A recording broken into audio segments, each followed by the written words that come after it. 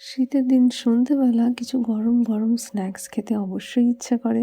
আর সকাল থেকে আমার মনটা চাউমিন চাউমিন করছিল। সন্ধেবেলা উঠে দেখি মা মনের কথা না বলতেই বুঝে যায়। চাউমিন রেডি উইথ অনলি গাজর। দারুণ টেস্ট হয়েছিল এবং তার সাথে ছিল টমেটোর চপ, ক্যাপসিকামের চপ আর মোটা মোটা লঙ্কা, যেগুলো একদম ঝাল হয় না তাই দিয়ে চপ। অনেকেই প্রশ্ন করে যে ইরা মাতাজি কী করে এত টেস্টি চপ বানায়। সেজন্য মনে পড়লো আমার কাছে একটা বেগুনির ভিডিও রয়েছে, সেটাও শেয়ার করে দিই। মা কদিন আগে বেগুনি এবং টমেটোর চপ বানিয়েছিল।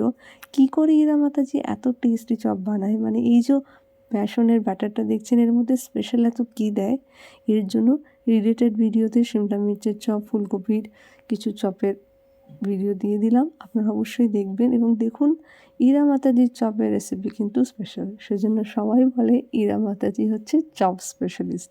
এবং তার সাথে আমি কিছু ছোট ছোট আলু ক্রিস্পি বানিয়েছিলাম বলস, সেটাও ছিল সেদিনকে ভোগ নিবেদনে। হরে কৃষ্ণা।